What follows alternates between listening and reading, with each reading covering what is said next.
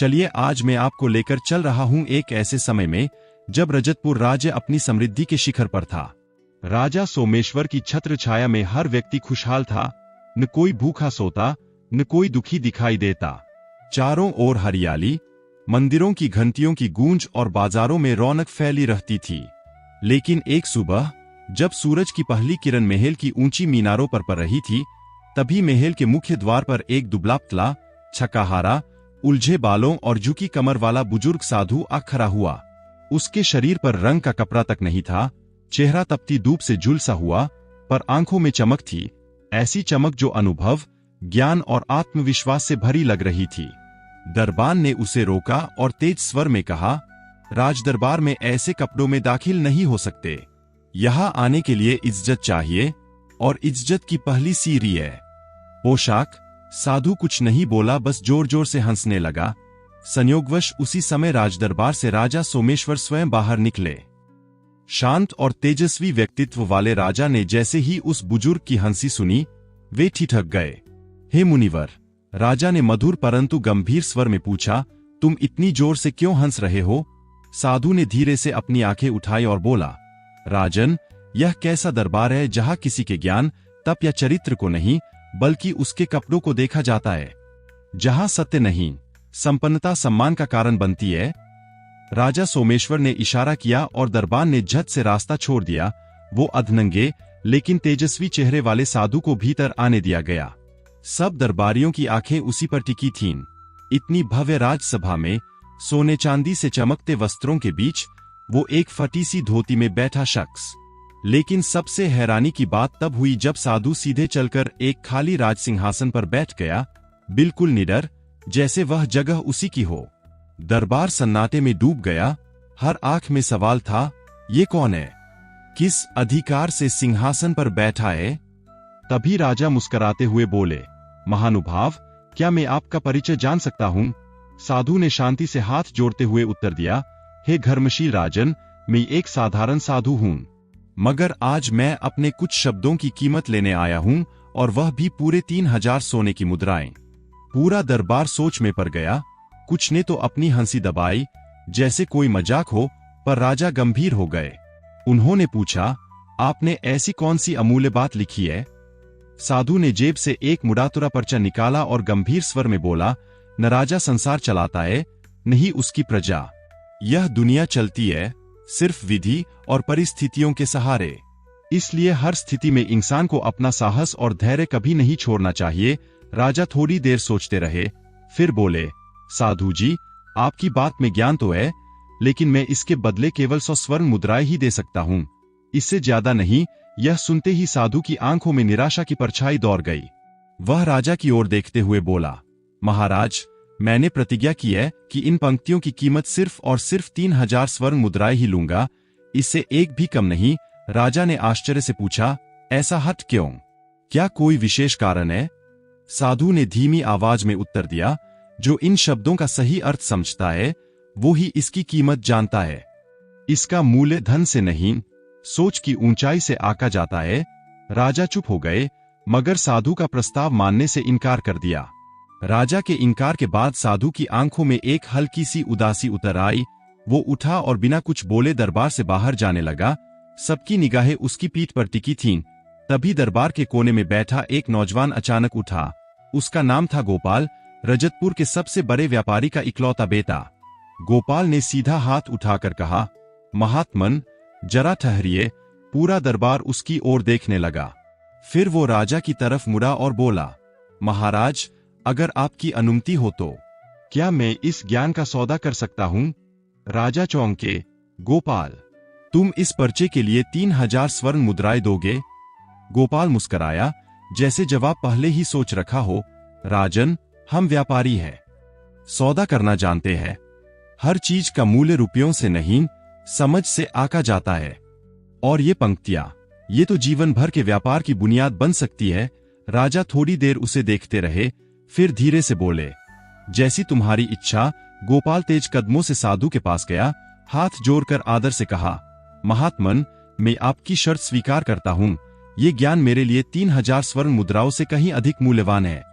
साधु की आंखों में एक गहरी चमक उभरी। उसने गोपाल के सिर पर हाथ रचकर मुस्कुराते हुए आशीर्वाद दिया और चला गया।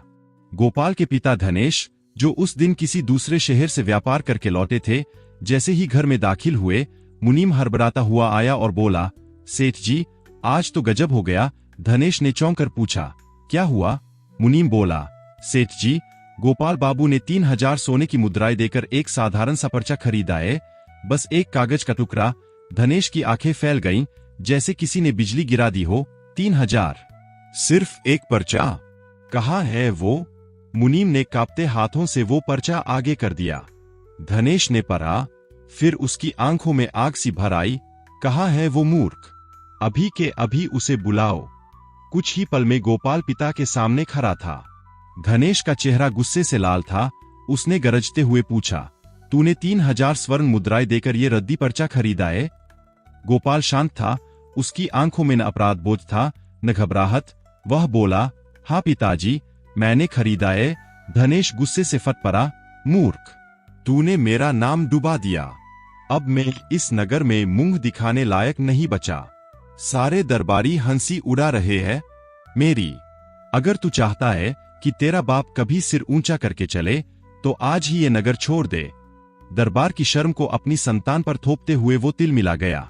गोपाल ने एक पल चुप रहकर सिर झुकाया, फिर कहा, ठीक है पिताजी, मैं आज ही चला जाऊंगा। कृपया मुझे व्यापार के लिए कुछ धन दे दीजिए, मैं नाव लेकर दूर देश चला जाऊंगा। धनेश ने बिना कुछ कहे मुनीम को इशारा किया। तभी हवेली के भीतर हलचल मची। गोपाल की मां दौड़ी दौड़ी आई, आंखों में आंसू और आवाज में घबराहट। क्या मेरा बेटा घर छोड़कर जा रहा है? धनेश ने ठंडे स्वर में कहा, हाँ, जा रहा है। इसने मेरी इज्जत मिट्टी में मिला दी है। मां तड़पकर बोली, व्यापार में न किसी की नाक कटती है न किसी की नाक बढ़ती है। धनेश जी, आपको अपनी इज्जत प्यारी है और मुझे मेरा बेटा। लेकिन धनेश का दिल पत्थर हो चुका था। जो बेटा बाप के नाम से ही ऐश करता है, वो जिंदगी का असली मतलब नहीं जानता। मां की आंखें भर आईं। उसने धीमे से कहा, आप कितने कठोर हैं। ये मेरा इकलौता बेटा है।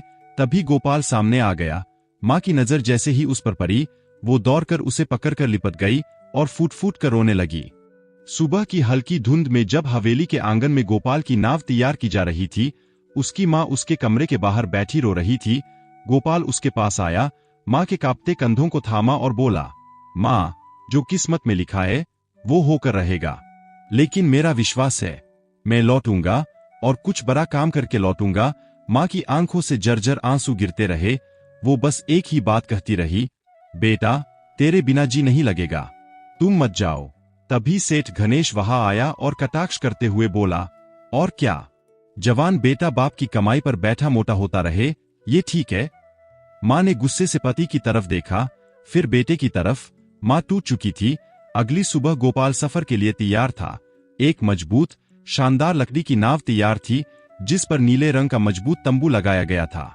सेठ ने पूछा, बोल, और क्या चाहिए तुझे? गोपाल ने सिर ऊंचा करके कहा, पिताजी, बस वह पर्चा और आपका आशीर्वाद। किस्मत ने साथ दिया तो रेत से भी सोना पैदा कर लूंगा। सेठ ने फीकी सी मुस्कान देकर कहा, इतनी अकड़ अच्छी नहीं होती, जाओ, भगवान तुम्हारा भला करे। तभी मां दौड़ कर आई और गोपाल से लिपट गई। गोपाल ने मां को गले लगाकर कहा, मां, मत रो, भगवान चाहेगा तो बहुत जल्दी वापस आऊंगा। और मां उसकी छाती से लगीलगी ही अचेत हो गई, जैसे उसकी जान का टुकड़ा उससे अलग हो गया हो। नाव धीरे धीरे नदी में उतर गई। गोपाल सोचता रहा, पहले नदी पार करूंगा, फिर समंदर आएगा और फिर दूर किसी अनजान टापू पर पहुंचकर नया जीवन शुरू करूंगा। पहले नौकरी, फिर व्यापार। रास्ते भर वो यही सब सोचता रहा। शाम को एक घना जंगल किनारे आया। वहां पेड़ों पर रसीले फल लगे हुए थे। गोपाल ने सोचा, यही रुक जाता हूं। उसने कुछ फल तोड़े, फिर मां के दिए मोतीचूर के लड्डू निकाले। तभी एक छोटा सा बंदर आया। उसने हाथ से इशारा किया, जैसे कह रहा हो, एक मुझे भी दो। गोपाल मुस्कराया और कुछ लड्डू उसकी ओर बढ़ा दिए। अगली सुबह फिर वो नाव में सवार हुआ और इस बार वो समंदर में उतर गया। एक नया सफर, एक अनजानी शुरुआत। लेकिन समंदर शांत नहीं था। कुछ ही घंटों में आसमान काला होने लगा, हवाएं तेज चलने लगीं और अचानक तूफान शुरू हो गया। ऊंची ऊंची लहरें नाव से टकराने लगीं। जैसे समंदर ने उसका इम्तिहान लेने की ठान ली हो। गोपाल की नाव डोलती रही, जूझती रही, और फिर एक बड़ी सी चट्टान से जा टकराई और चंद पलों में सब खत्म। नाव टुकड़े टुकड़े होकर समंदर में समा गई। नाव टूट चुकी थी, सपने डूब चुके थे, और अब बस एक उम्मीद थी, बचा हुआ लकड़ी का एक तख्ता। गोपाल ने जैसे तैसे उस तख्ते को पकड़ा और खुद को समंदर के हवाले कर दिया, आंखें बंद करके, जैसे कह रहा हो, भगवान अब तेरी मर्जी। तेज लहरों से जूझते, सांस के लिए लड़ते, होश और बेहोशी के बीच झूलते हुए न जाने कब उसका शरीर बहता हुआ दूर एक अनजान किनारे पर जा गिरा। जब आंख खुली तो सामने एक सूखा, वीरान तट था। हवा में सन्नाटा था और पैरों के नीचे बिखरे सूखे पत्ते, जो मानो उसे चेतावनी दे रहे हों कि यह इलाका तुम्हारे लिए नहीं है। संयोगवश उस समय तीर कमान लिए पास के जंगल में एक शिकारी घूम रहा था। पत्तों की अचानक हुई आवाज से वह चौंका और बिना देखे उसने आवाज की दिशा में एक बाण छोड़ दिया। अगली ही पल एक कराह उठी, गोपाल की चीख। जब शिकारी दौड़ा और उस घायल युवक को देखा तो वह दंग रह गया। गोपाल का गोरा चेहरा जैसे चांद की तरह चमक रहा था। घबराहट में शिकारी उसे अपने कंधे पर लाद कर गांव की ओर भागा। यह गांव जंगल के काले लोगों का था। वहां जब सभी स्त्रियां और पुरुष उस अजनबी को देखने आए तो आंखें फटी रह गईं। क्या ये इंसान है? एक औरत फुसफुसाई। देवता लग रहा है। दूसरी बोली, इतना सुंदर इंसान मैंने कभी नहीं देखा। तभी वहां एक सन्नाटा सा छा गया। तभी एक बूढ़ी और डरावनी औरत वहां आई। उसका चेहरा जुर्रियों से भरा थी, आंखें आग जैसी, एक हाथ में हड्डियों का त्रिशूल, दूसरे में हड्डियों की तलवार। सब लोग उसके सामने झुक गए। यह वही थी जिसे वे अपनी देवी, अपनी रानी मानते थे। उसकी आंखें सीधी गोपाल पर टिकी थीं। उसने गरजते हुए पूछा, किसने इसे घायल किया? शिकारी सामने आ गया, कांपते हुए बोला, महारानी, मैंने गलती से, मुझे लगा कोई जानवर है। उसकी आवाज कांप रही थी पर सच बोल रहा था। बूढ़ी औरत ने कुछ पल गहरी नजरों से उसे देखा, फिर कुछ नहीं कहा, बस घूमी और जंगल की ओर चली गई। थोड़ी देर में वो लौटी। उसके हाथ में हरे रंग की कोई जड़ी बूटी थी। उसने गोपाल के घाव पर लेप लगाया और आंखें बंद करके कोई मंत्र बुदबुदाने लगी। कुछ ही समय में गोपाल की सांसें स्थिर हो गईं, घाव भरने लगे और उस गांव के लोग झुककर उसे प्रणाम करने लगे, मानो वाकई वह कोई देवता हो। फिर उस बूढ़ी औरत ने धीमे लेकिन गंभीर स्वर में पूछा, बोलो, तुम कौन हो? उसने आंखों खोलते हुए धीमे स्वर में कहा, मैं गोपाल हूं, एक व्यापारी जो समंदर पार करने निकला था, लेकिन मेरी नाव चट्टान से टकराकर टूट गई और मैं यहां आ गिरा। सामने खड़ी बुजुर्ग रानी हड्डियों की तलवार थामे हुए गंभीर स्वर में कहा, जानता है, इस टापू पर जो आता है वो कभी लौटकर वापस नहीं जा पाता। गोपाल ने जवाब दिया, जानता हूं पूज्य रानी, पर जो किस्मत में लिखा है उससे तो कोई नहीं भाग सकता। अगर मुझे यही जगह मिली है तो मैं पूरे मन से यही रहूंगा, आप सबके बीच। प्रेम और धैर्य से बुजुर्ग रानी चौंकी। उसने ऐसे साहसी शब्द पहले कभी नहीं सुने थे।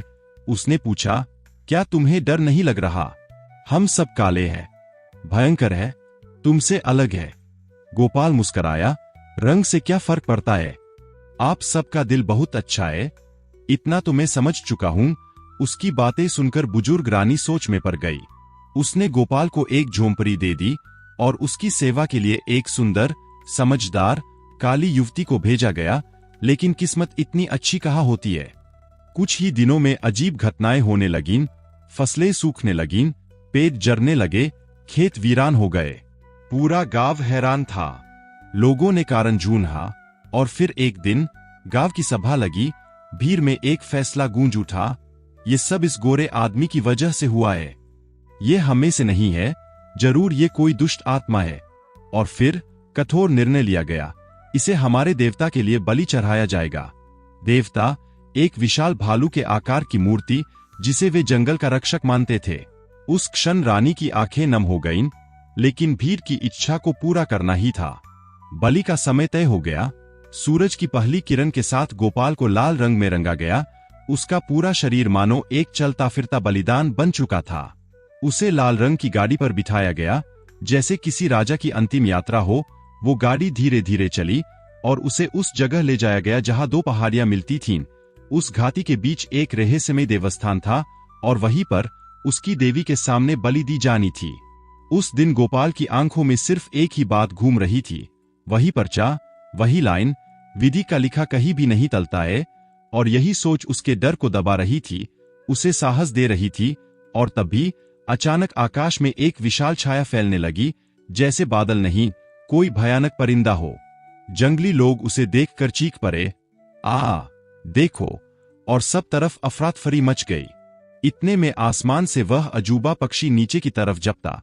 वह इतना विशाल था कि उसके पंखों की हवा से पेट झुक गए, रेत उड़ गई और लोगों की चीखें गूंजने लगीं।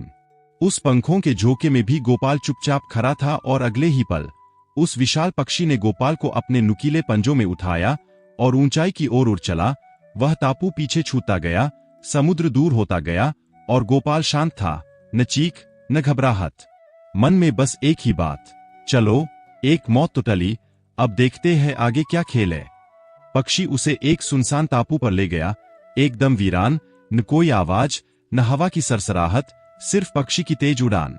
जब वो जमीन के पास आया, गोपाल ने अपनी कमर से कटार निकाली, एकदम बिजली की तरह उसके पंजों पर वार किया। पक्षी कराहा और गोपाल जमीन पर गिर पड़ा। लेकिन जमीन ऐसी थी जैसे किसी गद्दे पर गिरा हो। गोपाल आसमान की ओर देखा और मन ही मन में कहा, जो होना है वो होकर रहेगा।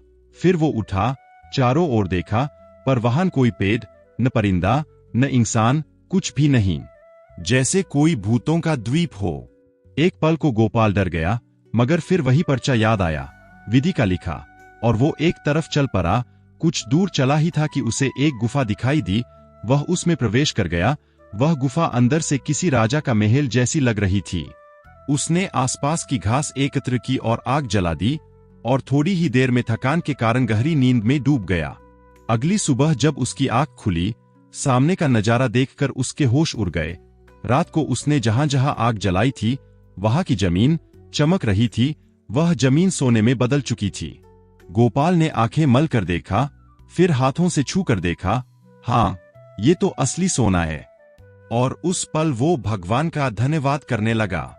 फिर तो वो रोज वही आग जलाता और घरती, हर रोज सोना उगलती। उसने सोने की ईंटें बनाई, अपने नाम की मुहर लगाई, फिर दो दो ईंटों को जोड़कर मजबूत पिन बनाए। और जब 10,000 ईंटें बन गईं, तो उसने हाथ जोड़ लिए, अब और नहीं प्रभु, अब बस। और एक एक ईंट को गिनता हुआ वो उन्हें लेकर समुद्र के किनारे आ गया। हर दिन सूरज की ओर देखकर बस एक प्रार्थना करता, हे प्रभु, अब एक जहाज भेज दो, या फिर कोई नाव, कोई तो सहारा भेज दो। अब दिन रात वह समुद्र के किनारे बैठा रहता, फल फूल खाकर खुद को जिंदा रखे हुए, न शिकायत न अफसोस, और सबसे बड़ी बात, उसने धैर्य नहीं छोड़ा। उसकी आंखें हर पल समंदर की तरफ देखतीं, मानो पूछती हों, कब आएगा कोई जहाज। लेकिन कोई नहीं आया। दिन बीतते गए, रातें झलती रहीं, और फिर एक सुबह उसे एक नाव की परछाई दिखाई दी। गोपाल की आंखों में चमक दौड़ गई, दिल की धड़कन तेज हो गई, और वह चिल्लाने लगा, अरे ओ नाव वाले, मैं यहां हूं, जरा इधर देखो। किस्मत ने फिर करवट ली थी। नाव किनारे लगी और उसमें से एक व्यापारी उतरा। उसका नाम सत्यपाल था। वह व्यापारी प्यास से बेहाल था। उसने कहा, भाई, कुछ पानी मिलेगा क्या? गोपाल ने मुस्कुराकर कहा, मेरे साथ चलिए, आपको पानी भी मिलेगा और खाने के लिए फल भी। वो उसे कुएं के पास ले गया। लेकिन जैसे ही सत्यपाल की नजर सोने की ईंटों पर पड़ी, उसकी आंखें चौंधिया गईं, दिल धड़कने लगा और मन में लोभ ने जन्म ले लिया। इतना सोना, अगर ये सारा सोना मेरा हो जाए तो फिर कभी जहाज नहीं चलाना पड़ेगा, मैं राजा बन जाऊंगा। और उसी लोभ के वशीभूत होकर उसने एक खतरनाक योजना बना डाली। जैसे ही गोपाल कुएं में पानी लेने के लिए झुका, सत्यपाल ने उसे जोर से धक्का दे दिया। गोपाल एक चीख के साथ नीचे गिरने लगा, लेकिन तभी उसने एक बेल को मजबूती से पकड़ लिया। वह बेल कुएं की दीवार से लिपटी हुई थी, बिल्कुल एक मजबूत रस्सी की तरह। हवा में लटकते हुए गोपाल ने नीचे झांका। नीचे काफी गहराई थी, बहता हुआ पानी। अगर गिर जाता तो शायद जीवन वही खत्म हो जाता। लेकिन तभी उसे याद आया, विधि का लिखा कहीं नहीं टलता।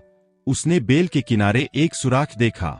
मुश्किल से खुद को झुलाते हुए उसने पाँव उस ओर बढ़ाया और जैसे तैसे उस अंधेरे सुराच में घुस गया। वहां एक संकरा रास्ता था, गुप्त अंधेरा रास्ता, कभी ऊपर कभी नीचे तो कभी एक चक्करदार सुरंग की तरह मुड़ता हुआ। और तभी जैसे ही वह आगे बढ़ा, उसे एक मंदिर दिखाई दिया। वहां दीपक जल रहे थे, धूप की महक हवा में घुली हुई थी और मंदिर के बीचों बीच एक तेजस्वी देवी त्रिशूल लिए खड़ी थीं, जिन्हें देखकर गोपाल ने तुरंत झुककर प्रणाम किया। उसे लगा जैसे उसका सारा दर्द, सारी थकावट उसी पल उतर गई हो। यह थीं देवी आशापुरा जगत्तारिणी, संकट हरनी और आशा की ज्योति। गोपाल की आंखों में आंसू थे। गोपाल ने देवी आशापुरा के आगे हाथ जोड़े और प्रार्थना की। देवी की आंखों में करुणा छलक पड़ी। उनकी तेजस्वी आंखों ने जैसे गोपाल के मन को पर लिया हो। उन्होंने अपना त्रिशूल उसकी तरफ बढ़ाते हुए कहा, आज से त्रिशूल तेरा, ये त्रिशूल तेरी हर दिशा में रक्षा करेगा, लेकिन ध्यान रखना ये धर्म के लिए है, अधर्म के लिए नहीं, और ध्यान रखना कि इसे कभी कोई चुरा न पाए। गोपाल ने सिर झुकाकर वादा किया, माँ, इससे कभी किसी अच्छे इंसान को नुकसान नहीं होगा, ये सिर्फ रक्षा का अस्त्र रहेगा। फिर उसने पूछा, अब आगे कहाँ जाऊं? देवी ने जवाब दिया, मंदिर के पीछे जो 3 पगडंडियां है, बीच की सफेद राह पकड़ना, वो तुझे एक नगर तक ले जाएगी। गोपाल ने एक बार फिर नमन किया और चल पड़ा उस रहस्यमय यात्रा की अगली कड़ी की ओर। मंदिर के पीछे पहुंचा तो 3 पगडंडियां उसे दिखाई दीं, एक लाल, एक पीली और बीच में चमकती हुई सफेद, तीनों के दोनों तरफ उन्हीं रंगों के पेड़। गोपाल ने सफेद पगडंडी पर कदम रखा और चलते चलते एक ऊंची, मजबूत 4 दीवारी के पास पहुंचा। चारों ओर ऊंचे दरवाजे और उन पर गहरे चॉकलेटी रंग के राक्षस खड़े थे, जैसे कोई पहरेदार। लंबे लंबे बाल, भुजाओं में असाधारण बल, उनका रूप डरावना था। पर गोपाल अब डर से परे जा चुका था। वो एक पेड़ की ओट में छिप गया। तभी 4 दीवारी का एक दरवाजा धीरे धीरे खुला और एक अद्भुत रथ बाहर निकला। उस रथ में 12 सफेद घोड़े थे। रथ सोने चांदी से जरा हुआ। उस पर एक तेजस्वी पुरुष बैठा था, जिसके सिर पर सोने का मुकुट चमक रहा था और उस मुकुट में जरा था एक सूरज सा चमकता मणि। पहरेदार ने जमीन पर लेटकर कहा, महाराज की जय हो, और वो रथ धूल उड़ाता हुआ विलीन हो गया। गोपाल अब नगर में दाखिल होने के लिए तैयार था। उसने देखा एक पहरेदार दरवाजे पर बैठा शराब पी रहा था। नशे में गुथ गोपाल के मन में आया, क्या मैं इसे मारकर महल में घुस जाऊं? फिर भीतर से आवाज आई, नहीं, ये खुद ही अपने पापों से मरेगा। और हुआ भी वही। शराब पीते पीते वो पहरेदार लुढ़क गया। गोपाल मुस्कुराते हुए बुदबुदाया, इसे शराब ने जीते जी खत्म कर दिया। दरवाजे के भीतर कदम रखते ही गोपाल जैसे किसी कल्पनालोक में पहुंच गया। एक शानदार नगर, बड़े बड़े फलदार पेड़, महल, बाग बगीचे, और उस नगर के ठीक बीच में खड़ा था एक गोल आकृति वाला महल, जिसका रंग भी चॉकलेटी था। उसकी दीवारें गंध से महक रही थीं, सुगंधित चंदन के गोल गोल दरवाजे। लेकिन एक अजीब बात थी, पूरा नगर जैसे निर्जन था, इंसान का कोई नामो निशान नहीं। गोपाल हैरान था, कहीं ये नगर किसी श्राप का शिकार तो नहीं? इस सवाल के साथ वह मुख्य दरवाजे के सामने पहुंचा, जहां एक सुनहरा घंटा लटका था। गोपाल ने उसे हल्के से बजाया और दरवाजा धीरे से खुला, और जो सामने आया उसने गोपाल की रूह तक को झकझोर दिया। सामने थी भारी भरकम डरावने चेहरे वाली एक औरत। उसके हाथ में एक खड्ग था और खड्ग से खून टपक रहा था। चेहरा आग जैसा जलता हुआ और आंखों में ऐसा पागलपन कि जैसे किसी भूखी शेरनी ने अपना शिकार देख लिया हो। गोपाल को देखते ही वो अट्टहास करने लगी, एक दहला देने वाली हंसी। आ गया मेरा शिकार, आज मेरा ये जादुई खड्ग ताजा खून पिएगा, और वो भी एक सुंदर युवक का। पर गोपाल की आंखों में डर नहीं दिखाई दे रहा था। उसने तेज आवाज में कहा, हे विकराल औरत, मुझसे मत टकरा, ये लड़ाई तुझे भारी पड़ सकती है। पर वो औरत अब पागलपन की हद पार कर चुकी थी। गरजते हुए बोली, मच्छर, तुझे तो मैं एक झटके में मसल दूंगी। गोपाल मुस्कुराते हुए बोला, कौन किसे मसलता है ये तो वक्त बताएगा, लेकिन याद रख, मैं बेवजह खून नहीं बहाता। हट जा मेरे रास्ते से, वरना इसका अंजाम जानलेवा होगा। और बस अगले ही पल वो औरत बिजली की तरह झपटी। उसका खड्ग चमका, हवा चीरता हुआ गोपाल की ओर आया। लेकिन गोपाल तैयार था। उसने तुरंत देवी आशापुरा का त्रिशूल निकाला और दोनों अस्त्र टकराए। एक जोरदार धमाका हुआ, जैसे 2 ग्रह टकरा गए हों। खड्ग चटक कर 2 टुकड़े हो गया। उसकी चमक बुझ गई। गोपाल ने फिर चेतावनी दी, अभी भी समय है, मान जा, नहीं तो खत्म हो जाएगी। मगर वो औरत अब नाखूनों को लंबा कर चुकी थी, पंजे जैसे लोहे के हथियार, आंखों में खून उतर आया था।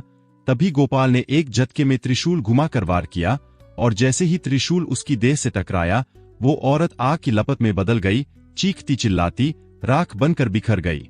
एक गहरी सांस ली गोपाल ने, आंखें मूंद कर मां को याद किया, हे आशापुरा, रक्षा के लिए धन्यवाद। और फिर वह किले के अंदर दाखिल हो गया। ये किला गोपाल ने पहले कभी नहीं देखा था। दीवारें सोने की, उस पर रंग बिरंगी लकीरें, कहीं कहीं गोल मूर्तियां, सब कुछ जैसे वह किसी स्वप्नलोक में हो। पर एक बात फिर से खटकने लगी, इतना विशाल महल और कोई जीव तक नहीं। तभी एक धीमी सी आवाज सुनाई दी, जैसे कोई रो रहा हो, कोई सिसकिया। गोपाल चौंकना हुआ, चारों तरफ देखा, कोई नहीं, लेकिन आवाज दिल चीर रही थी। वह आवाज का पीछा करते करते पहुंचा एक चमकते हुए कक्ष तक। वो कमरा हीरे पन्नों से बना था, फर्श तारों की तरह टिमटिमा रहा था, और बीचों बीच एक चांदी का पलंग था। पलंग पर बैठी थी एक अत्यंत सुंदर युवती, संगमरमर सी सफेद त्वचा, बरीबडी आंखों में भरे आंसू। वो रो रही थी। गोपाल को देखते ही वो सहम गई। गोपाल ने मुस्कुराकर कहा, डरो मत, मैं तुम्हें तकलीफ देने नहीं आया, बस ये बताओ तुम कौन हो। उसने आंसू पोंछे और कांपती आवाज में बोली, मनुष्य, तुम यहां तक कैसे पहुंचे? क्या तुम्हें जान प्यारी नहीं? ये कोई इंसानों की जगह नहीं, ये दानवों का देश है। गोपाल ने शांत स्वर में कहा, मैं किसी दानव से नहीं डरता, लेकिन तुम ये बताओ, तुम हो कौन? युवती गहरी सांस लेते हुए बोली, इस दानव देश की राजकुमारी हूं। पहले यहां मेरे पिता का राज था, पर अब ये भयंकर दैत्य सब कुछ अपने कब्जे में ले चुका है। मेरा नाम लता है। वो मुझसे जबरदस्ती विवाह करना चाहता है, पर मैं उससे घृणा करती हूं। गोपाल ने उसकी आंखों में देखते हुए प्यार से पूछा, लेकिन ये सब हुआ कैसे? युवती बहुत ही डरी स्मी दिख रही थी। गोपाल मुस्कुराकर बोला, मुझसे डरने की जरूरत नहीं है, मैं सिर्फ एक व्यापारी हूं, अपने पिता से जगर कर कुछ कमाने निकला था, पर देखो किस्मत कहां ले आई। पर मैं सिर्फ व्यापारी नहीं, एक योद्धा भी हूं, और मैं वादा करता हूं, तुम्हें किसी भी तरह की तकलीफ नहीं होने दूंगा। यह सुनकर लता ने राहत की सांस ली, लेकिन उसका मन अब भी उलझा हुआ था। पर तुमने उस भयानक औरत को कैसे मारा? वो तो राक्षसी थी।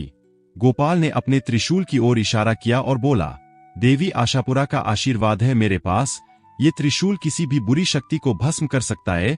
अब लता की आंखों में हल्की सी चमक लौटी। वो धीरे धीरे बोलने लगी, मैं इस नगरी की राजकुमारी हूं। कभी ये राज्य मेरे पिता का था, एक शक्तिशाली मगर घमंडी राजा। उसने कई मंत्र सिद्ध कर रखे थे और उन्हीं से दूसरों पर राज करता था। एक बार उसका सामना एक भयानक दानव से, और मेरे पिता ने उस दानव को भी हरा दिया। लेकिन फिर भी उन्हें शक था कि वह दानव लौटेगा, और इसी डर में उन्होंने धरती के नीचे ये पूरा स्वर्ण नगर बसाया। हीरे, पन्ने, सोना, चांदी, जैसे सपनों में होता है। पर पिता में एक बड़ी कमजोरी थी, उसे सुंदर स्त्रियों का मोह था। एक दिन वो एक बेहद खूबसूरत कन्या को उठा लाए। उसकी उम्र मेरी जितनी थी। वो किसी और से प्रेम करती थी। वह रोई, गिड़गिड़ाई, लेकिन मेरे पिता की आंखों में वासना थी, करुणा नहीं। जबरदस्ती की कोशिश की, और उसी क्षण उस कन्या ने उसके विनाश का शाप दे दिया। लता की आंखों में आंसू थे, जैसे पुराने घाव फिर से ताजा हो गए हों। उसने आगे कहा, संयोग से उसी समय वो दानव फिर लौट आया, और इस बार वो पहले से ज्यादा शक्तिशाली था।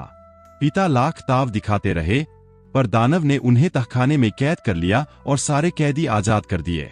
अब वो इस पूरे राज्य का मालिक बन चुका है, और मुझे अपनी रानी बनाना चाहता है। रोज पास आता है, कहता है, लता, अब और देर मत कर, तू मेरी प्राणप्रिय बन जा। मैं हर बार मना करती हूं, पर अब उसका धैर्य टूट रहा है। मुझे डर है, अब ज्यादा वक्त नहीं बचा है। गोपाल चुपचाप सुन रहा था, और फिर बहुत ही कोमल स्वर में बोला, तो अब तुमने क्या सोचा है? लता ने कांपती आवाज में कहा, मैंने ठान लिया है, अगर वो जबरदस्ती करेगा तो मैं अपनी जान दे दूंगी। औरत के पास इस हालात में मरने के अलावा और होता ही क्या है? यह सुनकर गोपाल का दिल जैसे चीर गया, लेकिन उसका चेहरा शांत रहा। वो उसके पास आया, उसकी आंखों में देखा और बोला, लता, अब तुम्हारे डरने का वक्त चला गया। मैं हूं न? उस दानव को खत्म करके रहूंगा। मेरे पास देवी मां का त्रिशूल है और मैं डरने वाला नहीं, लता ने अपनी भीगी पलकों को उठाते हुए कहा। लेकिन तुम नहीं जानते, वो मायावी है। उसके पास ऐसे ऐसे जादुई हथियार हैं जिनसे बड़े बड़े वीर योद्धा भी घबरा जाते हैं। गोपाल मुस्कराया, उसकी आवाज में भरोसा था। लता, मुझे हथियारों से डर नहीं लगता, वो चाहे जो भी हो, मैं उसे दिन में तारे दिखा दूंगा। उस पल उनकी नजरें मिली।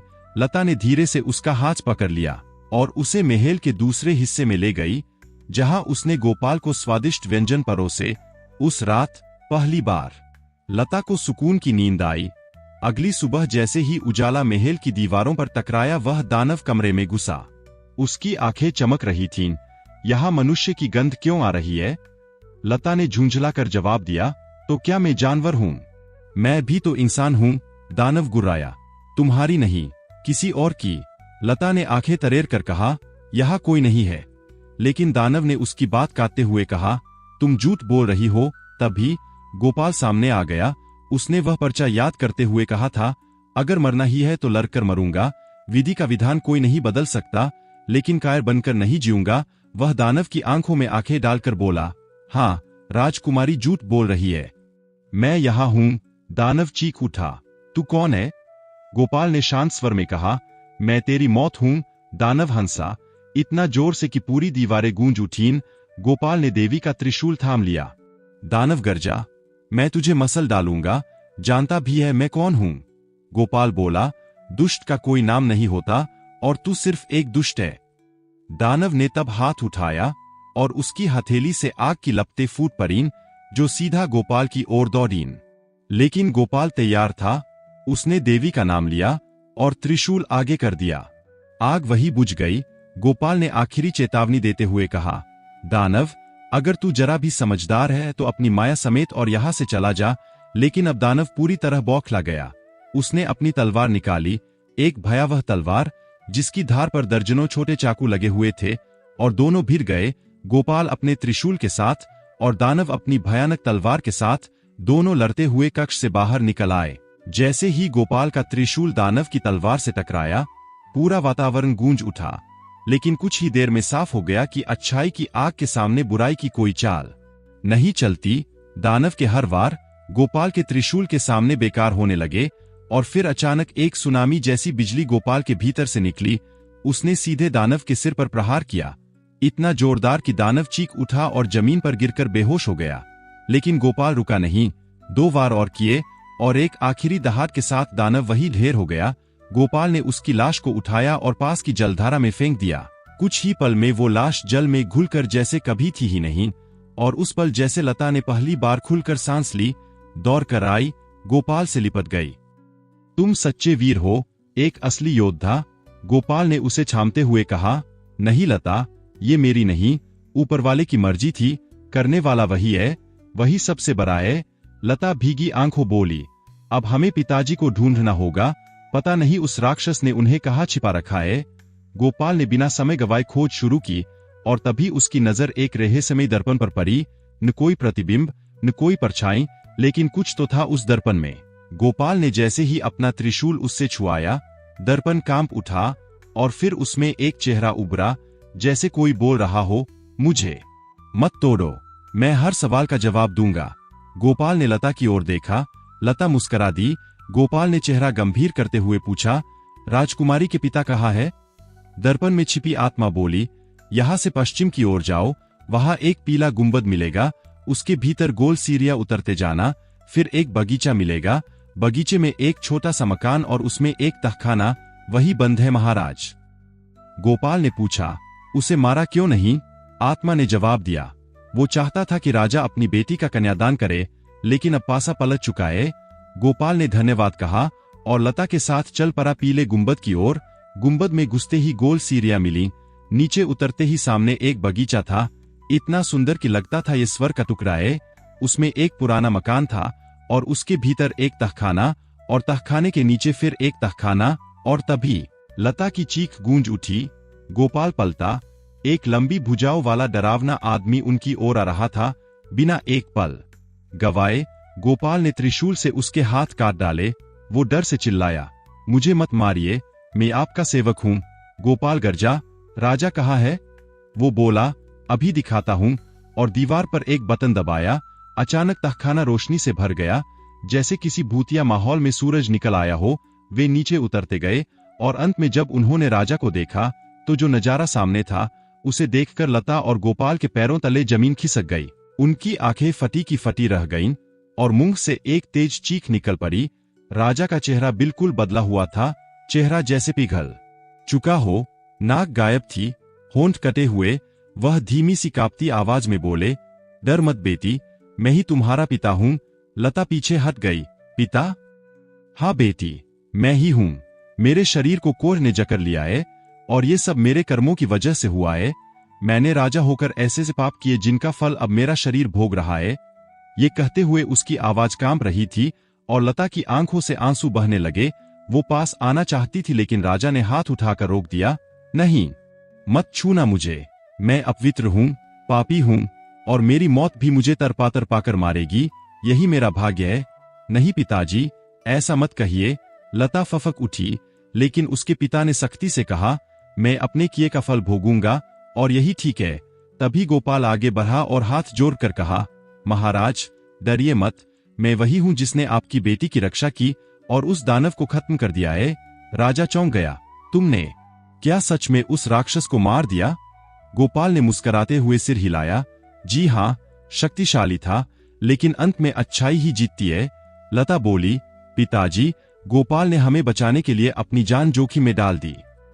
राजा की आंखों में चमक दिख रही थी। फिर तो इसे धन्यवाद देना बनता है। राजा उनके साथ चल पड़ा। गोपाल ने कुछ ही समय में बाकी बचे सभी दुष्टों का भी अंत कर दिया। तभी गोपाल ने राजा से कहा, अब मैं यहां से जाना चाहता हूं। राजा ने उसकी तरफ देखा और बोला, बेटे, मैं 3 दिन और जीवित रहूंगा, पर मरने से पहले एक इच्छा है। मेरी बेटी अब अकेली रह जाएगी। मैं चाहता हूं कि तुम इससे विवाह कर लो। गोपाल थोड़ा चौंका, लेकिन राजा ने बीच में रोकते हुए कहा, मैं जानता हूं तुम दोनों एक दूसरे से सच्चा प्रेम करते हो, ऐसे में इनकार करना बेवकूफी होगी। गोपाल मुस्कराया। लता की आंखों में चमक आ गई, और बिना किसी साधु के आकाश और धरती को साक्षी मानकर उनका विवाह संपन्न हो गया। वो दोनों बेहद खुश थे। तीसरे दिन राजा ने अंतिम सांस ली। मरने से पहले उसने कहा, महल के नीचे की जमीन खोदना, वहां असली हीरे मोती छिपे हैं, उन्हें लेकर यहां से चले जाना। राजा के मरने के बाद लता बहुत देर तक रोती रही, और फिर गोपाल ने उसका हाथ थामा और दोनों चल पड़े। काफी समय तक चलने के बाद गोपाल आसमान की तरफ देखते हुए बोला, लता, अगर यहाँ लोग रहते होते तो मैं यही घर बसा लेता, अपने माता पिता को भी यही बुला लेता। कितना शांत, कितना सुंदर इलाका है। लता ने धीमे से कहा, सच, ये जगह अनोखी है, लेकिन इंसानों के बिना सब कुछ अधूरा है। चलो, अब हमें वापस जाना चाहिए। वे दोनों आगे बढ़ते रहे। गोपाल को रास्ता याद था, और कुछ ही देर में वे उसी कुएं तक पहुंच गए जहां से यह सब शुरू हुआ था। लेकिन एक समस्या सामने खड़ी थी। अब इस कुएं से बाहर कैसे निकला जाए? गोपाल ने लता की ओर देखा। यही तो मुश्किल है। रास्ता तो मिल गया, लेकिन अब हम निकले कैसे? लता ने गहरी सांस ली। गोपाल, जो भी विधि ने लिखा है वो होकर रहेगा।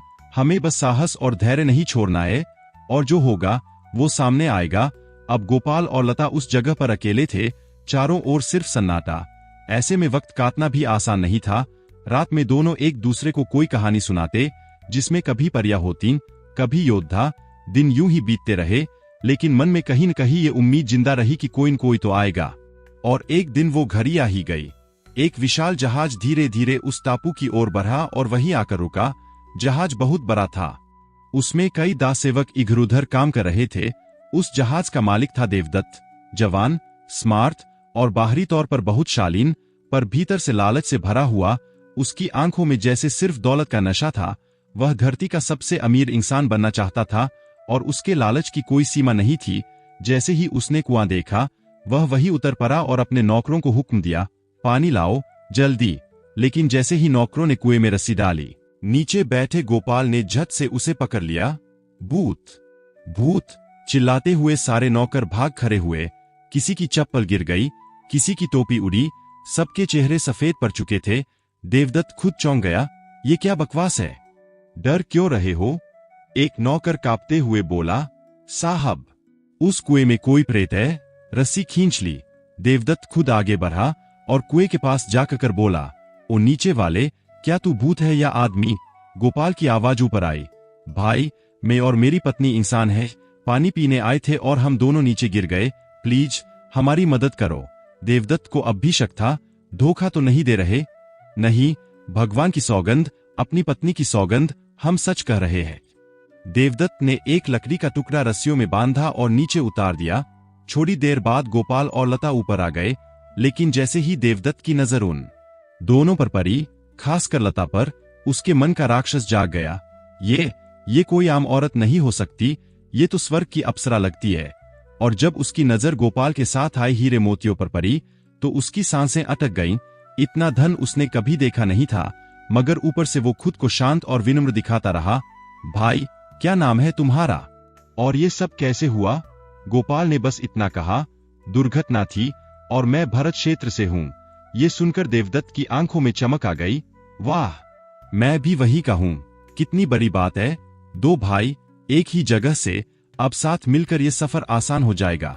गोपाल उसकी बातों से इतना प्रभावित हुआ कि हाथ जोड़कर बोला, आपने हमें जीवनदान दिया, इस उपकार के बदले में आपको अपना चौथाई धन देना चाहता हूं।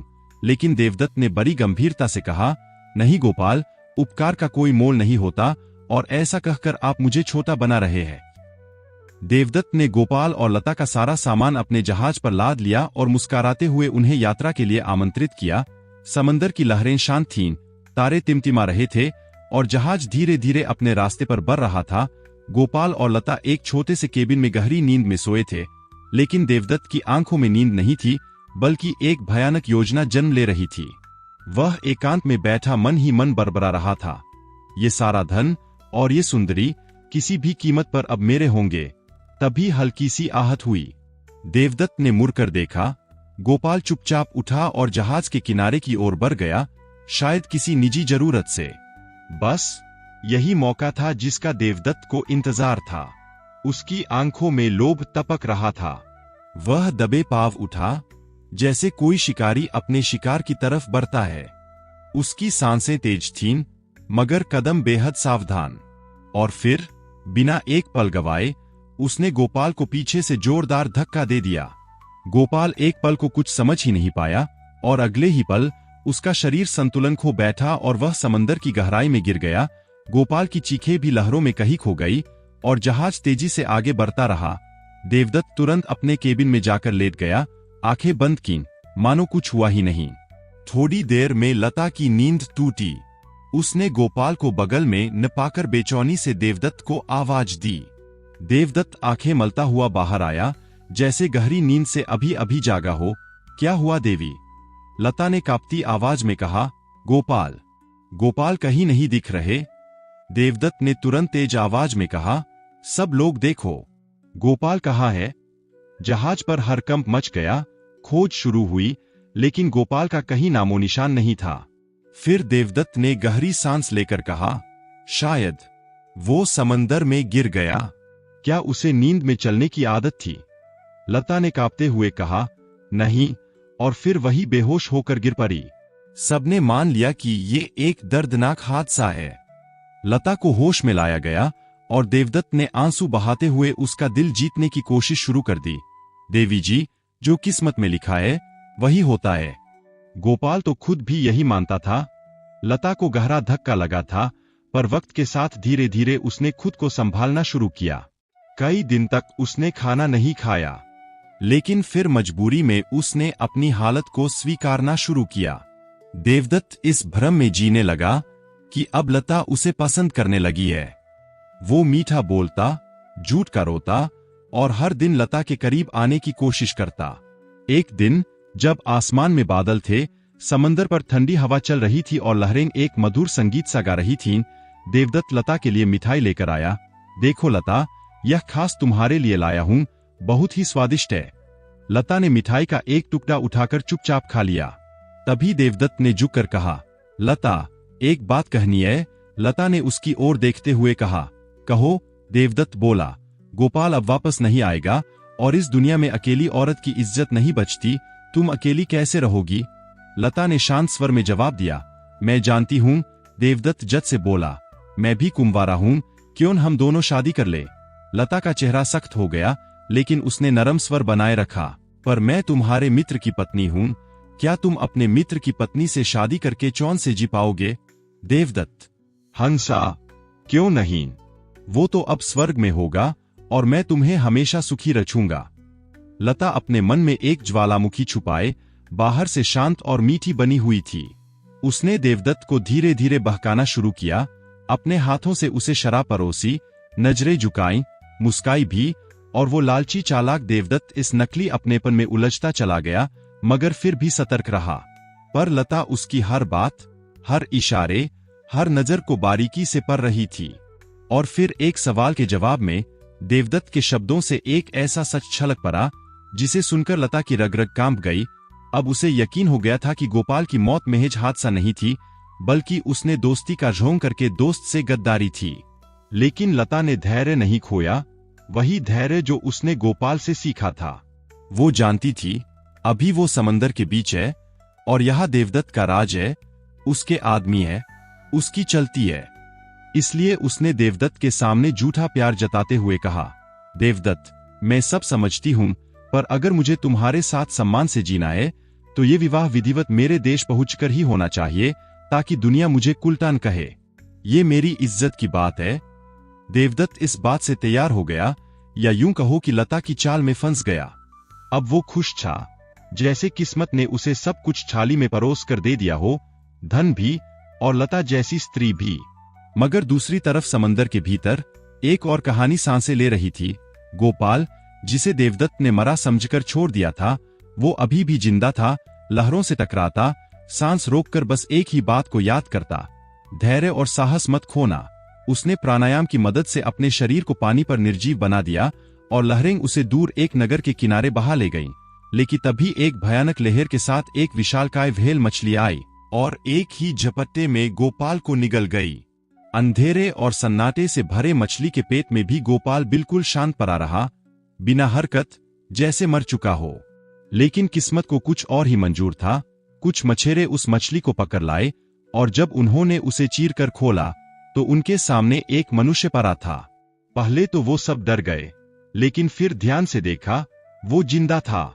उन्होंने उसे बाहर निकाला और अपने नेता को बुलाया। नेता आया, उसने गोपाल को कोई खास जड़ी बूटी सुंघाई और कुछ ही पलों में गोपाल ने आंखें खोलीं। सामने एक लंबा चौड़ा मछेरा खड़ा था। भाई, तुम कौन हो? गोपाल ने छके हुए स्वर में कहा, मैं एक व्यापारी हूं, मेरा जहाज डूब गया और फिर सब कुछ खत्म हो गया। नेता ने उसे देखा और कहा, अब तुम्हें हमारे राजा के पास चलना होगा, क्योंकि यहाँ पर ऐसा ही नियम है। गोपाल बस मुस्कराया, चलो भाई, किस्मत और कहाँ ले जाएगी। थोड़ी ही देर में उसे राजदरबार में पहुंचा दिया गया। राजा ने पूछा, तुम कौन कौन सी विद्या जानते हो? गोपाल ने बिना झिझक कहा, हर विद्या जानता हूं, लेखन, गन्ना, व्यापार, कर वसूली, सब कुछ। राजा ने मुस्कुराकर पूछा, क्या तुम यहां रहना चाहोगे? गोपाल की आंखें नम हो गईं। मेरे पास अब कुछ भी नहीं बचा और ऐसे खाली हाथ मैं कहां जाऊंगा। राजा ने गोपाल को अपने नगर में जगह और काम दे दिया, उस सागर के उस किनारे जहां कभी किस्मत ने गोपाल को मछली के पेट से बाहर फेंका था। अब वही गोपाल उस पूरे तटीय राज्य का कर अधिकारी बन चुका था। ईमानदार, विवेकशील और प्रजाहित में काम करता हुआ उसने कर व्यवस्था में बड़े बदलाव किए जो पुराने राजा भी न कर सके थे। आने जाने वाले जहाजों पर कर तय किया, व्यापारियों के लिए नई नीतियां बनाई और गांव-गांव घूमकर खुद व्यवस्थाओं का जायजा लिया। उसी सफर में एक दिन वो एक पुरानी बस्ती में पहुंचा जहां टूटी फूटी झोपड़ियां थीं और वहीं एक झोपड़ी में एक बूढ़ा कारीगर रहता था। उसकी झोपड़ी के बाहर एक लड़की खड़ी थी। नहीं, लड़की नहीं, एक प्रतिमा, मगर वह प्रतिमा इतनी जीवंत और खूबसूरत थी कि कुछ पल को गोपाल की सांसें रुक सी गईं। उसने नौकर से पूछा, ये कौन है? इतनी सुंदर, क्या ये इंसान है? नौकर मुस्कराया, नहीं मालिक, ये तो कारीगर की बनाई मूर्ति है, बनावटी। गोपाल हैरान रह गया। वो उस झोंपड़ी के पास पहुंचा जहां चारों ओर गंदगी थी, गरीबी थी, मगर उस कारीगर की आंखों में एक चमक थी। गोपाल ने कहा, ये मूर्ति आपने बनाई है? कारीगर झुककर बोला, जी श्रीमान, 3 साल लगे इसे गढ़ने में। ये आग से भी नहीं जलती। पर क्या करें, इस धरती पर कलाकार की कद्र कहाँ। गोपाल ने उसकी बात सुनकर कारीगर को गले लगाया, उसे धन दिया और उसे अपना मित्र बना लिया। पर किस्मत को कहाँ चौन था। एक दिन एक जहाज तट पर आ लगा और जैसे ही गोपाल ने उस पर नजर डाली, दिल की धड़कन रुक गई। वही चेहरा, वही चाल, हाँ, ये तो वही था, सत्यपाल। वो कुटिल व्यापारी जिसे कभी गोपाल ने जीवनदान दिया था, अब फिर से उसकी दुनिया में लौट आया था। सत्यपाल ने राजा से मिलने की इच्छा जताई और गोपाल ने अपने फर्ज के तहत उसे दरबार तक पहुंचा दिया। वहां सत्यपाल ने राजा के सामने हीरे मोती और सोने की ईंटें रख दी। राजा लालच में आ गया और अगले ही दिन सत्यपाल ने अपने षड्यंत्र का पहला मोहरा मैदान में उतार दिया। एक आदमी को जमादार बनाकर सिखा पर रखकर अपने साथ महल लाया और जैसे ही राजा, गोपाल और सत्यपाल साथ खड़े थे, वह जमादार दौड़ता हुआ आया और गोपाल से लिपट गया। भैया, तू कहाँ था इतने साल? अम्मा तो रो रो कर अंधी हो गई, हमें लगा तू मर गया। पूरे दरबार में सन्नाटा छा गया। राजा भौचक्का, गोपाल स्तब्ध और सत्यपाल की आंखों में जीत की चमक। सत्यपाल बोला, देखिए महाराज, ये मेरा नौकर है और ये जो आपका कर अधिकारी है, इसका भाई है। अब आप ही सोचिए, क्या ऐसे लोगों पर भरोसा किया जा सकता है? राजा का चेहरा सख्त हो गया, आंखों में शंका उतर आई। लेकिन तभी गोपाल ने गहरी सांस ली और कदम आगे बढ़ाया। महाराज, ये आदमी झूठ बोल रहा है। मैं इसका भाई नहीं हूं। ये इसकी एक चाल है। मगर जमादार जोर से चीख पड़ा, झूठ! ये मेरा भाई है, ये झूठ बोल रहा है। गोपाल तुरंत वहां से बाहर निकल गया और उसने तुरंत अपने वफादार नौकर चेतन को बुलाया और धीरे से कहा, चेतन, दौड़कर उस बूढ़े कारीगर के पास जाओ और वही चमड़ी का दस्ताना लेकर आओ जो आग में भी नहीं जलती और उसे सब सच बता देना। चेतन हवा से भी तेज भागा और दूसरी ओर महल के भीतर राजा का मन सत्यपाल के हीरे मोती से अंधा हो चुका था। उसने मन ही मन फैसला कर लिया, इस गोपाल ने हमारे दरबार का अपमान किया है, इसे फांसी मिलनी चाहिए। अगली सुबह दरबार सजा, सत्यपाल मुस्कुरा रहा था और गोपाल शांत लेकिन पूरी तरह तैयार। जैसे ही वह आया, उसने वही नकली भाई बनकर आए आदमी को कसकर गले लगाया और आंखों में आंसू भरकर बोला, ओह मेरे भाई, तू कितना प्यारा है, तू ही तो मेरी मां का लाल है, कहाँ चला गया था तू? राजा का चेहरा गुस्से से लाल हो गया, अब तू ड्रामा भी करेगा?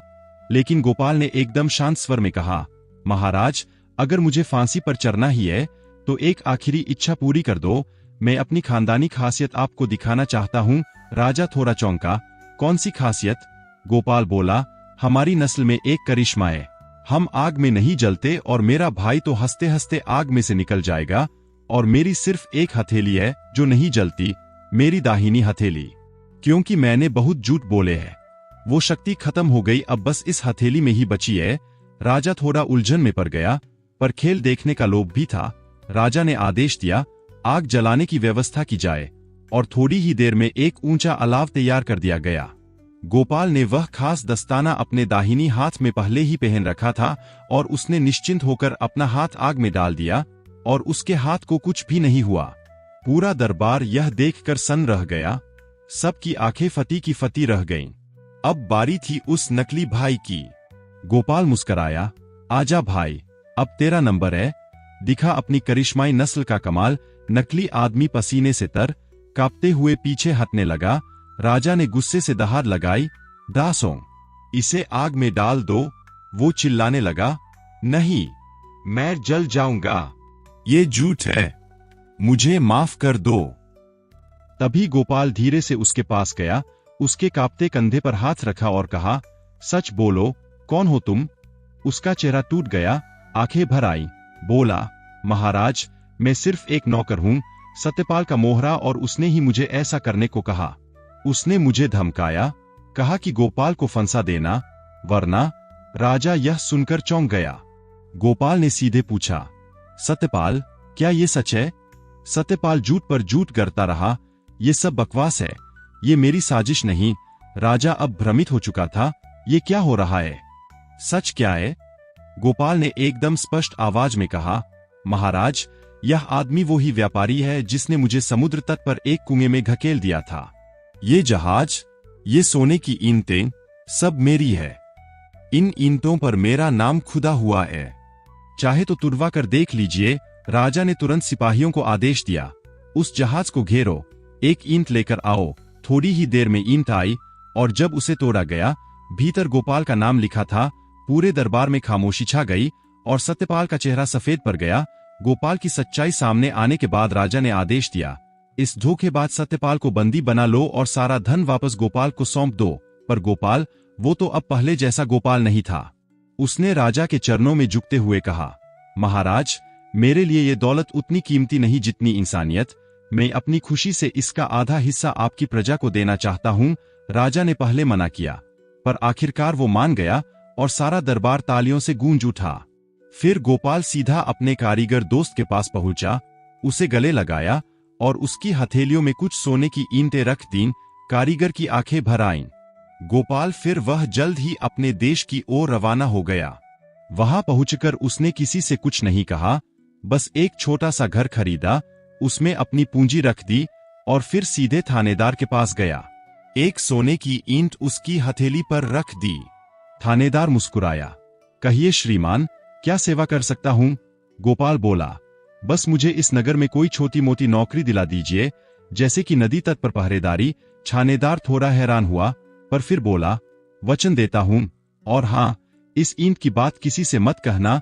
गोपाल ने मुस्कुराकर कहा, आप तो समझदार है, इशारा ही काफी है। अगले ही दिन गोपाल नदी तट का पहरेदार बना दिया गया।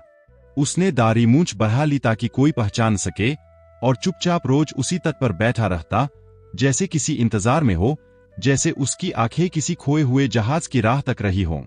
वक्त बीतता गया।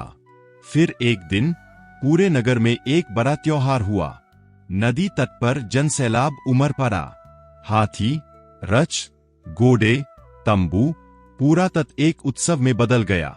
तभी एक आलीशान रथ आकर रुका और गोपाल की धड़कन थम गई। वो रथ तो उसके पुराने घर का था। उसने दूर से देखा, दो दासियां एक बुजुर्ग महिला को सहारा दे रही थीं। वही झुकी कमर, वही चाल, वो उसकी मां थी। लेकिन अब वह बेहद दुर्बल हो चुकी थीं, आंखों की रोशनी भी कमजोर हो गई थी। गोपाल की आंखें भीग गईं। उसका दिल किया भागकर मां को पकड़ ले, गले से लगा ले, लेकिन नहीं, उसने खुद को रोका। तभी एक युवती पास आई और तंज में बोली, क्या देख रहे हो श्रीमान, क्या आपकी मां बहने नहीं है? गोपाल ने शांत होकर कहा, मैं अपनी मां को ही देख रहा हूं। युवती चौंकी, मैं श्रीमती नहीं हूं। गोपाल मुस्कराया, माफ कीजिए। तभी अचानक चारों ओर अफरातफरी मच गई। किसी के बह जाने की आवाजें आने लगीं, कोई बह गया है, बचाओ। गोपाल ने जैसे ही देखा, उसके पांव तले जमीन खिसक गई। जो बह रही थीं, वो उसकी मां थीं। वह बिना एक पल गवाए नदी में कूद पड़ा, लहरों से लड़ता हुआ मां की देह को थाम लाया, उसे किनारे लिटाया, प्राथमिक उपचार किया, और जब मां ने होश में आंखें खोलीं, तो धीमे से बोलीं, तुम्हारा स्पर्श ठीक मेरे बेटे जैसा है। गोपाल की आंखें भर आईं। मां बोलीं, काश मेरा बेटा आज जिंदा होता, उसकी भी यही उम्र होती। बोलो बेटा, तुम्हें क्या इनाम दिया जाए? गोपाल का गला रुंध गया, फिर धीमे से बोला, मां, तुम्हारे इन आंसुओं की जो दो बूंदें गिरी है, वही मेरे लिए सबसे कीमती मोती है। तुम्हारी ममता ही मेरा सबसे बड़ा इनाम है। तभी दूर से धूल उड़ाता एक घुड़सवार नजर आया। एक बूढ़ा व्यक्ति घोड़े पर सवार तेजी से उसी की तरफ आ रहा था।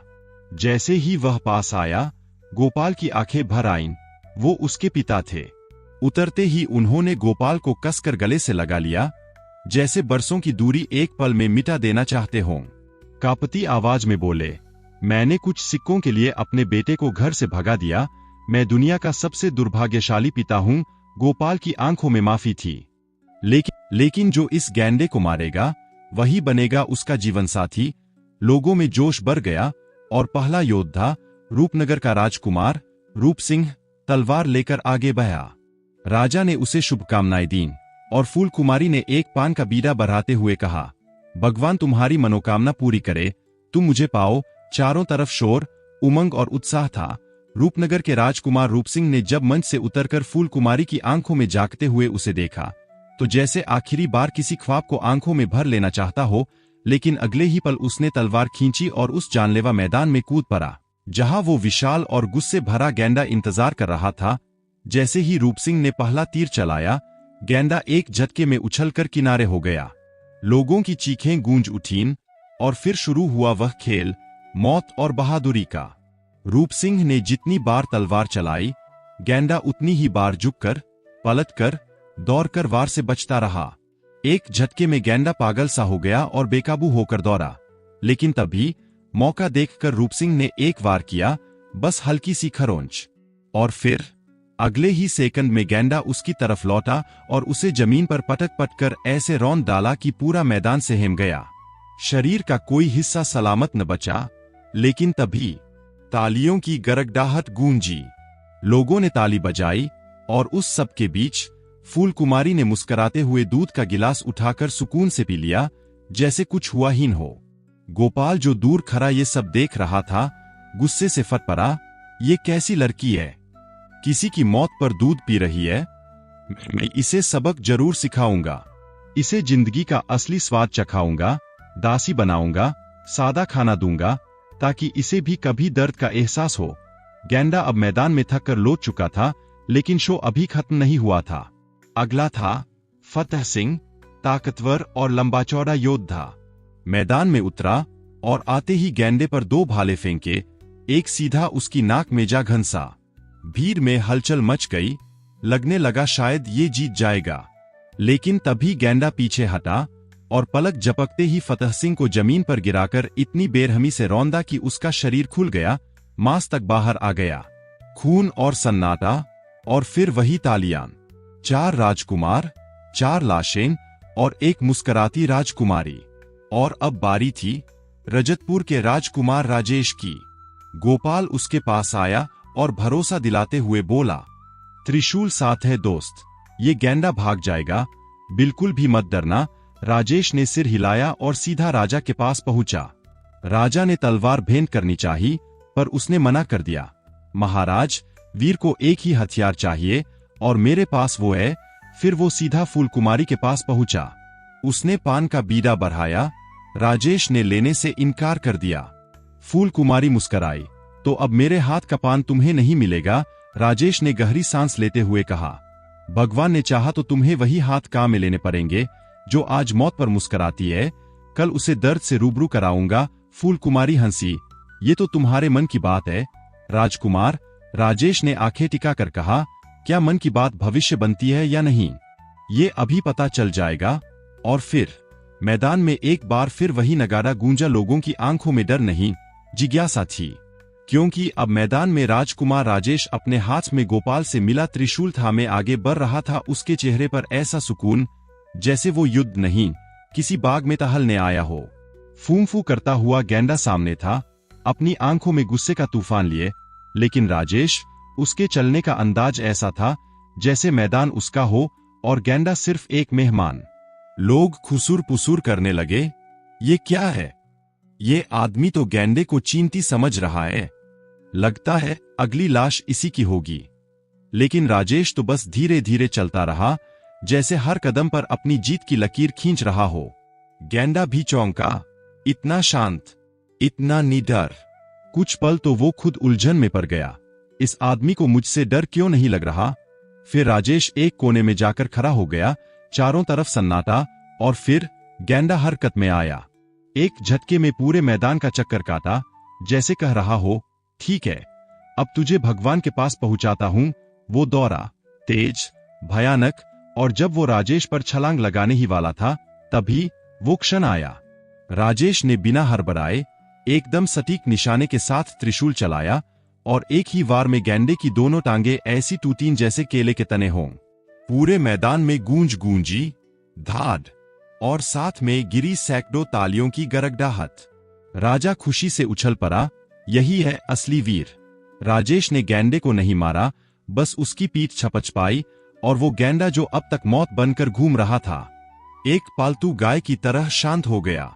फूल कुमारी जो अब तक घमंड में मुस्कुराती थी, आज कांप उठी, उसके चेहरे की रंगत उड़ चुकी थी। उसे लगने लगा, ये राजेश अब मुझसे बदला लेगा। वो माफी मांगना चाहती थी, लेकिन भीड़ की वजह से बोल न सकी। उधर मैदान में लोग राजेश को कंधों पर उठाकर झूम रहे थे। तभी राजा खुद आया, राजेश को गले से लगाया और बोला, तू सिर्फ वीर नहीं, तू अब मेरे परिवार का हिस्सा है। उसी शाम महल में शहनाइयां बजने लगीं, साधु बुलाए गए और मंडप सजा दिया गया। राजा फूल सिंह ने गहरी सांस लेते हुए कहा, बेटे, तुमने मेरी सबसे बड़ी चिंता दूर कर दी। मैं तो सोच सोच कर टूट चुका था कि फूल कुमारी का विवाह कैसे होगा। तभी पास खड़े गोपाल ने मुस्कुराकर कहा, महाराज, जो ईश्वर समस्या भेजता है वो उसका हल भी साथ में ही भेजता है, और कभी कभी वो समाधान किसी इंसान के रूप में आता है। राजा ने चौंक कर पूछा, वो कौन है? राजेश ने हाथ जोड़ते हुए कहा, महाराज, ये मेरे जीवन का सबसे सच्चा मित्र है।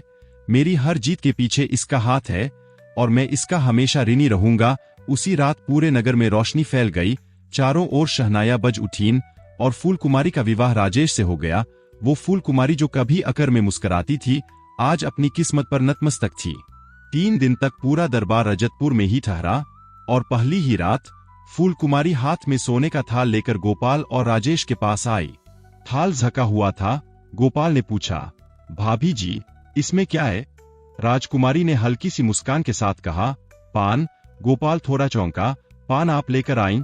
तभी राजेश ने मुस्कुराते हुए बीच में कहा, याद है गोपाल, युद्ध से पहले जब फूल कुमारी ने मुझे पान खिलाना चाहा था तो कहा था ये अवसर एक बार ही मिलेगा। तब मैंने जवाब दिया था शायद सदा के लिए मिल जाए, और देखो आज वही पान वही हाथ, लेकिन भावनाएं बदली हुई। गोपाल हंस पड़ा, तो इसका मतलब भाभी जी को अपनी बात पर अफसोस है? फूल कुमारी ने सिर झुकाते हुए कहा, हाँ, मैं लज्जित हूं, मुझे क्षमा कर दीजिए। राजेश ने स्नेह से उसका हाथ थामा और कहा, क्षमा तो उस दिन ही कर दिया था जब तुमने मेरी जीत देखी थी। फिर तीनों साथ रजतपुर लौटे, जहां पूरे नगर ने उनका स्वागत किया। राजा ने गोपाल को बड़ा पद देना चाहा, लेकिन गोपाल ने हाथ जोड़ते हुए कहा, महाराज, मुझे सिर्फ नदी का किनारा चाहिए जहां मैं अपनी तलाश पूरी कर सकूं। राजेश ने कहा, तुम मेरे सबसे खास मित्र हो गोपाल, तुम्हारे बिना मेरी कहानी अधूरी है। गोपाल ने धीमे स्वर में जवाब दिया, मित्र, जो कुछ मैंने किया वो ईश्वर की इच्छा थी। मैं तो अब भी उसी भगवान से अपने हिस्से का वरदान मांग रहा हूं, शायद वो मेरी पीड़ा भी सुन ले। राजेश ने पूछा, तुम्हारी कौन सी पीड़ा है? गोपाल कुछ क्षण चुप रहा और फिर बस इतना कहा, तुम खुद जान जाओगे। और उसी रात वो अकेले बैठा, लता की याद में डूबा रहा। उसकी आंखों में चिंता थी, अगर लता अब इस दुनिया में नहीं रही तो मेरी जिंदगी का कोई अर्थ नहीं बचता।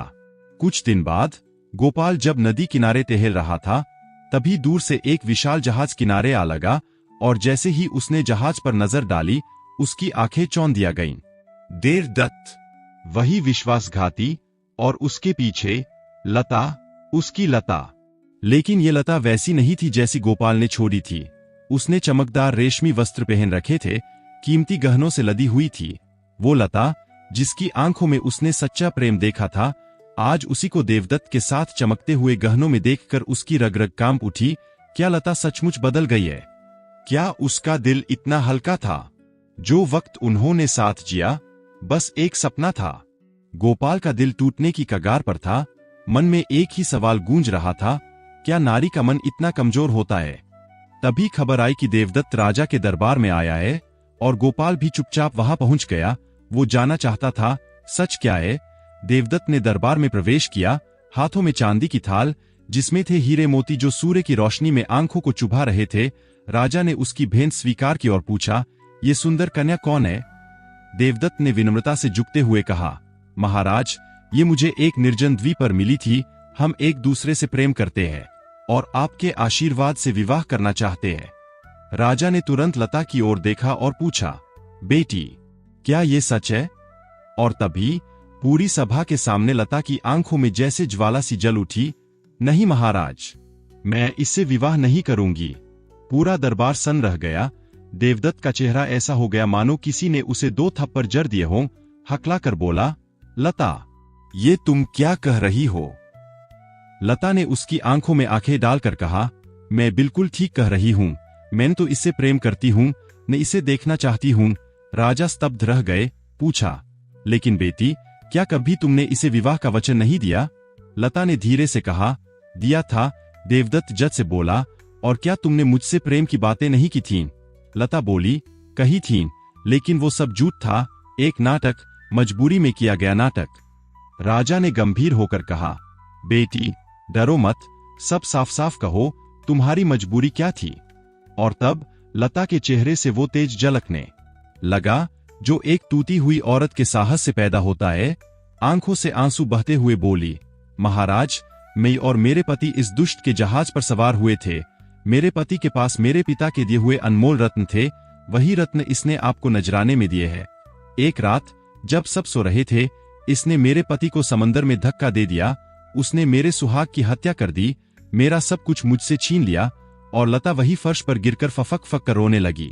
फिर वो थरथराती आवाज में बोली, औरत का दिल कभी भी अपने पति की मौत पर भरोसा नहीं करता। जब तक आंखों से न देखे, जब तक कोई चिता न जले, तब तक वो उम्मीद में जीती है। उसी उम्मीद में मैं भी आज तक जिंदा हूं। राजा बोले, पर बेटी, तुम साफ साफ क्यों नहीं बोली कि तुम इससे शादी नहीं करना चाहती। लता ने आंखें उठाईं, कैसे कहती महाराज, उस जहाज पर सब इसी के लोग थे। यह जबरदस्ती शादी कर सकता था, और अगर मैं इनकार करती तो शायद अगली रात में भी समंदर में फेंक दी जाती। लता रोते हुए बोली, महाराज, मैं फिर कहती हूं, मुझे आज भी पूरा यकीन है कि मेरा पति जिंदा है। मैं उसे मरा हुआ मान ही नहीं सकती, और जब तक सांसें चलती है तब तक उम्मीद भी जिंदा है। राजा थोड़ी देर चुप रहे, फिर बोले, पर अगर तुम अब भी नाटक कर रही हो तो। तभी दरबार की भीड़ चीरते हुए गोपाल आगे आया, चेहरा शांत लेकिन आंखों में तूफान। महाराज, ये नारी झूठ नहीं बोल रही, ये देवदत्त एक धोखेबाज है, एक लुटेरा इसके पास। और ठीक उसी पल लता की नजरें उस आवाज से टकराईं, और जैसे वक्त वही थम गया। महाराज, ये इनकी आवाज बिल्कुल मेरे पति जैसी है। वो पल भर में गोपाल की तरफ दौड़ी, उसकी आंखों में झांका, जैसे अतीत की गलियों में लौट गई हो। तुम कौन हो, सच सच बताओ। गोपाल अब और नहीं छुप सका, उसने खुद को सबके सामने प्रकट कर दिया। महाराज, मैं ही हूं लता का पति, गोपाल, इसी नगर के सेठ का बेटा। राजा ने आश्चर्य से कहा, तुम गोपाल? जी हां महाराज, और ये मेरी पत्नी है लता। फिर गोपाल ने पूरा किस्सा राजा को सुनाया। साधु का दिया वो पर्चा, जहाज, धोखा, समुद्र, और राजा यह सब सुनकर स्तब्ध रह गए। उन्होंने बिना देर किए देवदत्त को बंदी बनाने का आदेश दिया और गोपाल को अपने असली रूप में दरबार में लाने को कहा। कुछ ही देर में जब गोपाल दाढ़ी और भेष से बाहर निकलकर एक तेजस्वी नौजवान की तरह राजा के सामने आया, राजा की आंखें भर आईं। अब समझा उस पर्चे का चमत्कार। फिर जो हुआ वो पूरे नगर के लिए एक त्योहार बन गया। जैसे ही खबर फैली कि गोपाल लौट आया है, सेठ और सेठानी भागे भागे आए। सेठानी ने उसे छाती से लगा लिया और हंसते हुए बोली, तू वही दाढ़ी वाला तो नहीं? हाँ माँ, मैं वही हूं, तुम्हारा बेटा। और वो पल उस आंचल में भीगता रहा जिसमें बचपन की महक अब भी जिंदा थी। राजा ने खुद गोपाल को हाथी पर बिठाकर पूरे नगर में जुलूस के साथ विदा किया, और सेठानी अपनी बहू लता को एक चमचमाते सोने के रथ में बैठाकर हवेली लाईं। गोपाल ने उस चमत्कारी पर्चे के ज्ञानी साधु को अपने घर का स्थायी पुजारी बना लिया, और राजकुमार राजेश ने गोपाल को अपना सखा, जीवन का साथी घोषित किया। और फिर सब लोग आनंद और सम्मान से जीने लगे। तो दोस्तों, ये थी उस समय की एक अमर कहानी, एक प्रेम कथा जिसमें सच्चाई ने हर छल को मात दी और एक इंसान की हिम्मत ने किस्मत को भी बदल डाला। दोस्तों, आप सुन रहे थे हमारी खास पेशकश, जहां दिल सच्चा हो वहां भगवान भी साथ देता है। अगर ये कहानी आपके दिल तक पहुंची हो तो इसे अपनों के साथ जरूर बांटिए, और ऐसे ही जीवन के अनुभवों से निकली दिल को छू लेने वाली कहानियों के लिए हमारे पॉडकास्ट चैनल को अभी सब्सक्राइब कीजिए। अगली बार फिर मिलेंगे एक नई यात्रा, एक नए किरदार और एक नई सच्चाई के साथ। तब तक के लिए अपना और अपनों का ख्याल रखिए।